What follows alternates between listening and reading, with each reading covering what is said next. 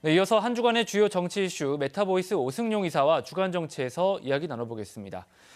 이사님, 먼저 관심이 모아졌던 지난주 대통령 간담회에서 광주 전남 통합의 얼개가 상당 부분 나왔습니다. 이후 합의문을 보면 특별시 형태로 추진하기로 했어요. 이재명 대통령도 파격 지원을 약속했는데 특별시가 되면 뭐가 달라집니까?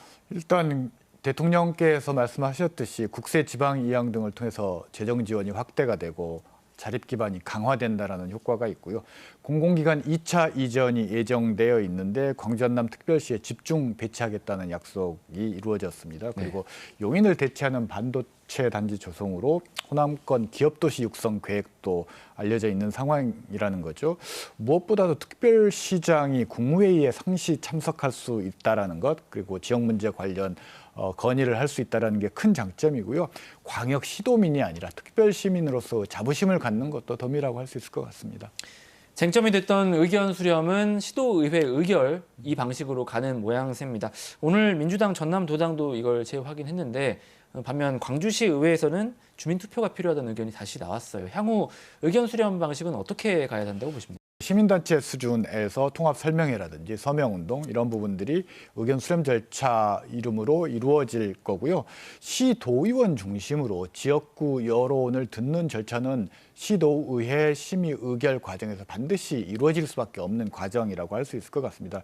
이미 통합의 큰 물줄기가 형성된 상황에서 시군 구별로 이해를 조정하고 갈등을 통합하는 그런 부분들이 지방선거 과정에서 이루어질 수 있을 것 같고, 언론에서도 공익적 관점에서 여론조사 등을 통해서 여론을 수렴하는 그런 조사들을 수행할 필요도 있다고 봅니다. 네, 통합특별시 설립을 위해서 16일 이번 주 금요일이죠. 이때까지 법안을 발의하고 2월에 통과시킨다. 이런 속도감 있는 계획이 나오고 있습니다. 이 법안에는 어떤 내용이 담기겠습니까? 일단 시도통합 추진단과 행정안전부가 지금 긴밀하게 소통하면서 시도 간에 합의해야 할 사항들에 대한 조율 작업이 이루어지고 있습니다. 아마 특별법에는 포괄적으로 이 합의 사항들이 포함될 것 같고, 아마 시행령을 통해서 구체적인 내용들은 반영될 것으로 봅니다. 교육계 관심사 중에 하나인 통합교육감 선출도 이 합의 사항에 포함된 것으로 알려지고 있습니다. 절차가 착착 진행되면서 이제 관심은 통합단체장 선거로 향하고 있습니다. 유권자가 275만 명, 대규모 선거구가 될 텐데 민주당 경선 방식도 좀 고민이 있을 것 같습니다. 어떻습니까? 현행과 같이 권리당원 50% 여론조사를 원샷으로 시행하는 방법들은 선거 과정 자체가 여론 수렴의 과정이자 특별시민의 축제의장이 돼야 된다는 취지에 잘 부합하지 않기 때문에 여론 수렴과 지역 현안 해결이라는 과제를 동시에 해결할 수 있는 순회 경선 형태로 특별하게 당규를 개정해서 실시해보는 것도 방법이라고 할 수 있을 것 같습니다. 초광역화가 이루어지다 보니 그 광역화에 조응하지 못하는 후보군들 간의 합종 연행도 이 과정에서 자연스럽게 유도될 수 있을 것 같고, 후보 난립도 방지할 수 있는 방법으로서 유력하게 검토해볼 필요는 있을 것 같습니다. 순회별 경선 제안을 해주셨고요. 사실 이제 광주 전남 지역의 특성상 경선이 원래 중요하고, 경선이라는 것은 결국 이제 시도민들의 여론이 중요해서 여론조사의 중요성이 매우 큰데, 이 아까 이제 여론조사 얘기도 하셨지만 실제로 통합특별시장 선거에 대한 여론조사도 이루어지고 있을까요? 네, 이미 기존에 실시되었던 시장도지사 선호도 여론조사는 사실상 이제 의미가 없게 되고요.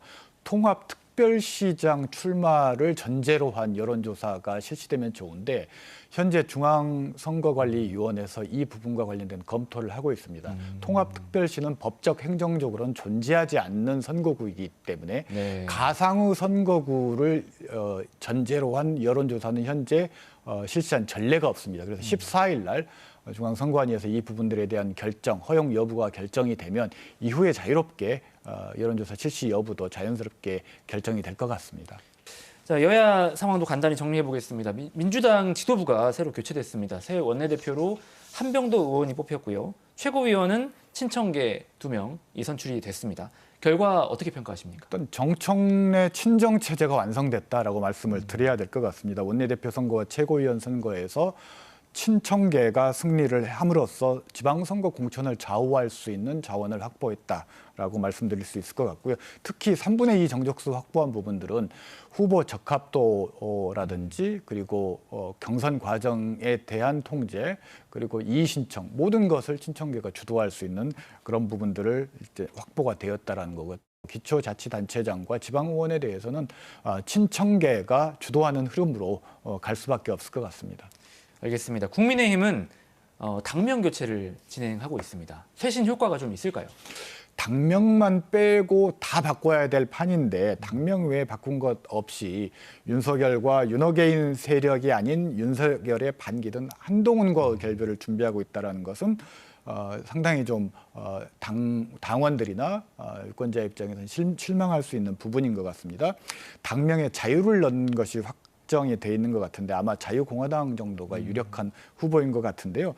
선거를 앞둔 정당은 이념보다는 여론, 극단보다는 중도를 지향하는데 국민의힘은 반대로 가고 있다는 거죠. 이것이 대담한 도전이 될지 무모한 도전이 될지 곧 밝혀질 것 같습니다. 끝으로 오늘 오승용의 원픽은 어떤 내용 준비해 주셨습니까? 구관이 명관이냐, 새술은 새 부대냐입니다. 이게 두 가지 속담이 정반대 의미인데요. 어떻습니까? 일단 통합 이후에 통합특별시장 선출과 관련해서 통합 완료 선언 후 이른바 이재명 대통령과 코드가 중요하게 되는데 이 이재명 대통령의 사람이란 타이틀을 가진 새로운 인물이 선거전에 뛰어들 경우 아마도 여론이 급격하게 쏠릴 가능성이 있습니다. 이때 아마 새 술은 새 부대란 슬로건이 자연스럽게 등장할 수 있을 것 같고요. 만약 그런 상황이 만들어지지 않는다면 현재의 시도통합 프로세스를 현재의 광역시장과 도지사가 주도하고 있는 형국이기 때문에 아마 상당히 이 우위에선 선거 과정이 될 확률이 높습니다. 그 경우에 구관이 명관이라는 슬로건이 자연스럽게 나올 수밖에 없어서 어찌됐건 이번 선거는 구관이 명관이냐 새 술은 새 부대냐의 프레임 싸움으로 전개가 될 것 같습니다.